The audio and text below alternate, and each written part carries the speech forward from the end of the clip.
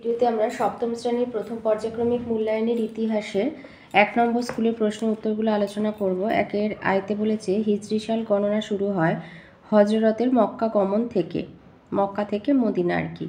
2 করতোয়ার ভাগীরথী নদীর মাঝের এলাকাটি ছিল বরেন্দ্র। 3 শশাঙ্কের মৃত্যুর পর কর্ণসুবর্ণ দখল করেছিলেন ভাস্কর বর্মা। 4 বাংলায় সেন শাসনের অবসান ঘটেছিল তুর্কি আক্রমণে। 5 মেঘনা নদীর পূর্ব দিকের এলাকাকে বলা হতো সমতট। 6 সেন যুগে লক্ষণ সেনের রাজসভায় জয়দেব ছিলেন একজন সাহিত্যিক। 7 ইসলামীয় সংস্কৃতি ভারতবর্ষে আসার ফলে লাভ হয়েছিল কোনোটি নয় বলেছে, এটা বইয়ের 19 পাতায় আছে। বলেছে ভারতের সঙ্গে ইসলামীয় সভ্যতার যোগাযোগ ঘটেছিল। ভারতের রাজনীতি, সমাজ, সংস্কৃতি, অর্থনীতির ওপর এই যোগাযোগের গভীর প্রভাব পড়েছিল।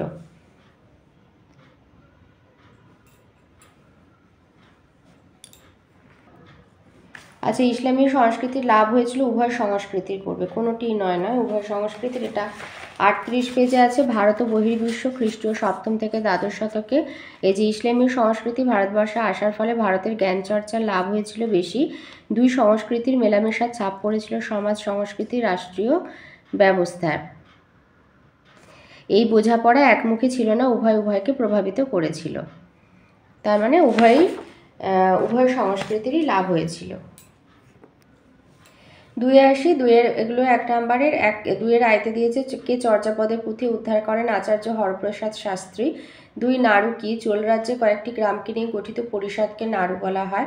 3-এ আছে সত্য বা মিথ্যা লেখো। পাল আমলের তুলনায় সেন আমলে বর্ণ ব্যবস্থা কঠোর ছিল, সত্য। 4 সত্য না মিথ্যা? লুইপাদ ছিলেন একজন বৌদ্ধ সিদ্ধাচার্য, সত্য। 3-এ আছে স্তম্ভ মেলানো। আয়তে বলেছে প্রথম খলিফা আবু বকর। 2 বুদ্ধের অবতার হবে সি অতীশ দীপঙ্কর। 3-এ আছে ইসলাম ধর্মের প্রবর্তকে হজরত মোহাম্মদ। 4-এ গঙ্গায় কোন্ডচল হবে বি রাজেন্দ্র চোল।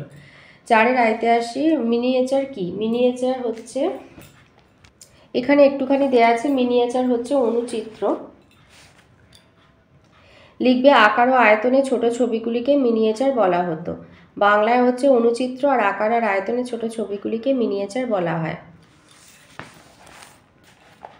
অথবাতে বলেছে পাল আমলের বৌদ্ধ স্তূপগুলি দেখতে কেমন ছিল? প্রাচীন ভারতে এই যে পাল যুগের শিল্পরীতিকে প্রাচ্য শিল্পরীতি বলা হয়। রীতির পূর্বসূরি ছিল গুপ্ত যুগের শিল্পকলা। পাল আমলের স্থাপত্যের মধ্যে ছিল স্তূপ, বিহার এবং মন্দির। তবে প্রকৃতির কোপে আর মানুষের রোষে সেই স্থাপত্যের আর বিশেষ কিছু নেই। প্রাচীন ভারতে বৌদ্ধ আর জৈনদের মধ্যে স্তূপ নির্মাণের রীতি ছিল। বিশেষ করে বৌদ্ধরা বহু স্তূপ তৈরি করেছিল। বলেছে এখানে আমাদের প্রশ্নটা দিয়েছে বৌদ্ধ স্তূপগুলো দেখতে কেমন ছিল? এগুলি প্রথমে দেখতে ছিল গোলাকার, পরে অনেকটা মোচার খোলার মতো শঙ্কু আকৃতির হয়ে পড়ে। পাল রাজত্বের তৈরি স্তূপগুলো শিখরের মতো দেখতে ছিল।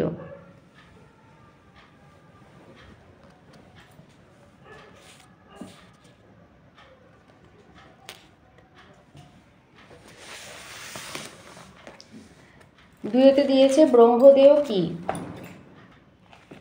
লিখবে দক্ষিণ ভারতে রাজাদের অনেকে স্থায়ী সামন্ত ও ব্রাহ্মণদের সঙ্গে ক্ষমতা ভাগ করে নিতেন। অনেক সময় রাজা ব্রাহ্মণদের জমি দান করতেন। ব্রাহ্মণরা অনাবাদি জমি ও জঙ্গল পরিষ্কার করে নতুন জনবসতি তৈরি করতেন। রাজা ব্রাহ্মণদের যে জমি দিতেন তার জন্য ব্রাহ্মণদের কর দিতে হতো না। রাজার জমিদানের এই ব্যবস্থাকে ব্রহ্মদেয় ব্যবস্থা বলা হয়। 5-এ আছে 7-8টি বাক্যে উত্তর দাও, টিকা লেখো। বলেছে বিক্রমশীল মহাবিহার। লিখবে পাল সম্রাট ধর্মপাল খ্রিস্টীয় 8ম শতকে মগধের উত্তরভাগে গঙ্গার তীরে আধুনিক ভাগলপুর শহরের কাছে বিক্রমশীল মহাবিহার প্রতিষ্ঠা করেছিলেন। পরবর্তী 500 বছর এটি টিকেছিল। এই মহাবিহারে বৌদ্ধ ধর্মচর্চা ও শিক্ষার জন্য 100 বেশি আচার্য ছিলেন। সেখানে পড়াশোনার জন্য ছাত্ররা আসত। এখানে ব্যাকরণ, তর্কশাস্ত্র, দর্শন ইত্যাদি বিষয় পড়ানো হতো। সর্বোচ্চ 3000 ছাত্র এখানে পড়তো আর বিনা খরচে তাদের শিক্ষার ব্যবস্থা ছিল। এখানেও প্রবেশিকা পরীক্ষা দিয়ে ছাত্রদের ভর্তি হতে হতো। শিক্ষা শেষে তাদের উপাধি প্রদান করা হতো। বিক্রমশীল ছিল বজ্রযান বৌদ্ধ মতচর্চার একটি বড় কেন্দ্র। এর গ্রন্থাগারে ছিল বহু মূল্যবান পাণ্ডুলিপি। দীপঙ্কর শ্রীজ্ঞান অতীশ ছিলেন এই মহাবিহারের একজন অন্যতম মহাচার্য। এই মহাবিহারকেও ত্রয়োদশ শতকে তুর্কি অভিযানকারীরা ধ্বংস করেছিল। অথবাতে বলেছে টিকা লেখো নালন্দা মহাবিহার।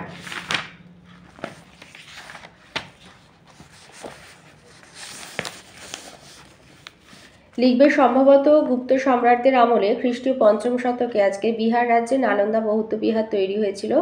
কালে কালে সমগ্র এশিয়ায় নালন্দার শিক্ষা দীক্ষার খ্যাতি ছড়িয়ে পড়ে। হর্ষবর্ধন ও পাল রাজাদের আমলে নালন্দা শাসকদের সাহায্য পেয়েছিল। স্থানীয় রাজা এবং জমির মালিকরা তো বটেই, এমনকি শুধু সুমাত্রা দ্বীপের শাসকও এই মহাবিহারের জন্য সম্পদ দান করেছেন। তা থেকে ছাত্রদের বিনা পয়সায় খাবার, জামা কাপড়, সজ্জাদ্রব্য আর ওষুধপত্র দেওয়া হতো। সুদূর তিব্বত, চীন, কোরিয়া এবং মঙ্গোলিয়া থেকে ছাত্ররা এখানে আসতো পড়াশোনার জন্য। তাদের মধ্যে চীন দেশের ছাত্রদের শিক্ষাদানের জন্য বিশেষ তহবিলের বন্দোবস্ত করা হয়েছিল। হিউয়েন-সাং খ্রিস্টীয় ৭ম শতকে এই বিহারে শিক্ষা লাভ করেছেন। কঠিন পরীক্ষায় উত্তীর্ণ হয়ে ছাত্ররা এখানে পড়ার সুযোগ পেত। নালন্দা সমৃদ্ধির যুগে ১০,০০০ জন আবাসিক ভিক্ষু থাকতো এখানে। তার মধ্যে ১,৫০০ জন ছিল শিক্ষক আর ৮,৫০০ জন ছিল ছাত্র। ত্রয়োদশ শতক পর্যন্ত এর খ্যাতি বজায় ছিল। ওই শতকে তুর্কি অভিযানকারীরা বিহার অঞ্চল আক্রমণ করে এই মহাবিহারের ব্যাপক ক্ষতি করেছিল। ৬ রায়তে আছে ভারতের সামন্ত ব্যবস্থার সংক্ষিপ্ত ধারণা দাও। লিখবে সামন্ত প্রথার সংজ্ঞা সাধারণভাবে যে ব্যবস্থায় সমাজের উচ্চস্তরের রাজা থেকে নিম্নস্তরের ভূমিদার সকলেই জমিকেন্দ্রিক ও আর্থসামাজিক বন্ধনে আবদ্ধ হতো তাকে সামন্ত প্রথা বলা হয়। সামন্ত প্রথা উদ্ভবের কারণসমূহ এক হচ্ছে অগ্রহার প্রথা। সামন্ততন্ত্রের উদ্ভবে বিশেষ ভূমিকা নিয়েছিল ব্রাহ্মণদের নিষ্কর গ্রাম ও ভূমিদান প্রথা অর্থাৎ অগ্রহার প্রথা। ২ পরাধীন কৃষকদের উত্থান।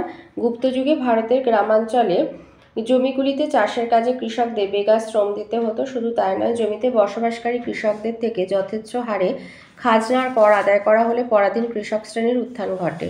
৩ নগরের অবক্ষয়। খ্রিস্টপূর্ব ৪র্থ-৫ম শতক থেকে বেশ কিছু নগর দ্রুত অবক্ষয়ের দিকে এগিয়ে যায়, যথা বৈশালী, কৌশাম্বী, শ্রাবন্তী, কুশীনগর, হস্তিনাপুর, কপিলাবস্তু প্রভৃতি। এই নাগরিক সভ্যতার অবক্ষয় সামন্ততন্ত্রের উত্থানের পথ তৈরি করে দেয়।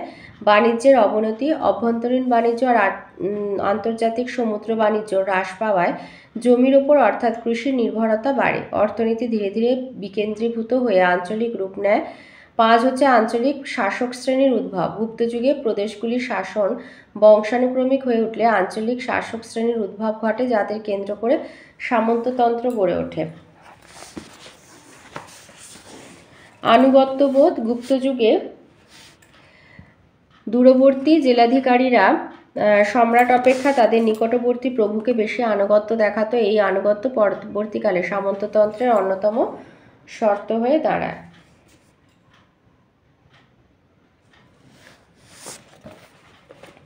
২-তে দিয়েছে শশাঙ্কের কৃতিত্বের পরিচয় দাও। শশাঙ্ক ছিলেন বাংলার প্রথম সার্বভৌম রাজা। প্রথম জীবনে তিনি মহা সেনগুপ্তের সামন্ত ছিলেন। গুপ্ত বংশের দুর্বলতার সুযোগে ৬০৬ খ্রিস্টাব্দে তিনি স্বাধীন গৌড়রাজ্য প্রতিষ্ঠা করেছিলেন। উপাদান। শশাঙ্ক সম্পর্কে জানা যায় কবি বাণভট্ট রচিত হর্ষচরিত, চৈনিক পরিব্রাজক হিউয়েন-সাং রচিত সিইউকি এবং বৌদ্ধ গ্রন্থ আর্য মঞ্জুশ্রী মূলকল্প গ্রন্থ থেকে। শশাঙ্কের রাজ্য বিস্তার। গৌড় রাজ্যের সিংহাসনে আরোহণের পর শশাঙ্ক সমগ্র গৌড়দেশ, মগধ, বুদ্ধগয়া অঞ্চল এবং ওড়িশার একাংশ জয় করেন। তার রাজত্ব উত্তর পশ্চিম বারাণসী পর্যন্ত ছড়িয়ে পড়েছিল। শশাঙ্কের রাজধানী ছিল বর্তমান মুর্শিদাবাদ জেলার কর্ণসুবর্ণ। স্বাধীন সার্বভৌম রাজ্য প্রতিষ্ঠা। শশাঙ্ক প্রথম বাংলার গৌড়ে স্বাধীন রাজ্য প্রতিষ্ঠা করেছিলেন। তিনি উত্তর ভারতেও আধিপত্য বিস্তারে সচেষ্ট হয়েছিলেন।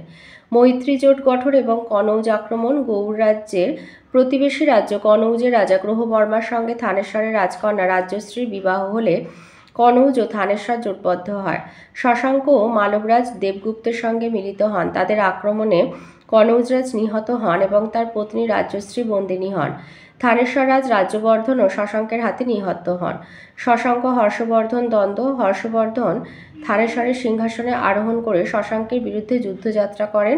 হর্ষবর্ধনের সঙ্গে শশাঙ্কের যুদ্ধের ফল কী হয়েছিল সে সম্পর্কে সঠিক জানা যায় না। তবে পণ্ডিতগণ মনে করেন যে শশাঙ্ক যতদিন জীবিত ছিলেন ততদিন পর্যন্ত হর্ষবর্ধন গৌড় দখল করতে পারেনি।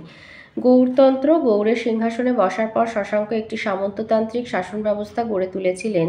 এটি গৌড়তন্ত্র নামে পরিচিত ছিল। পরিশেষে বলা যায় বাংলার ইতিহাসে শশাঙ্ক বিশিষ্ট স্থান অধিকার করে আছেন। তিনি যে রাজ্য জয়ের নীতি অনুসরণ করেছিলেন পরবর্তীকালে তা অনুসরণ করে পাল বংশের রাজার এক বিশাল সাম্রাজ্য প্রতিষ্ঠা করেছিলেন। ৩-তে দিয়েছে পাল যুগের সঙ্গে সেন যুগের পার্থক্য লেখো।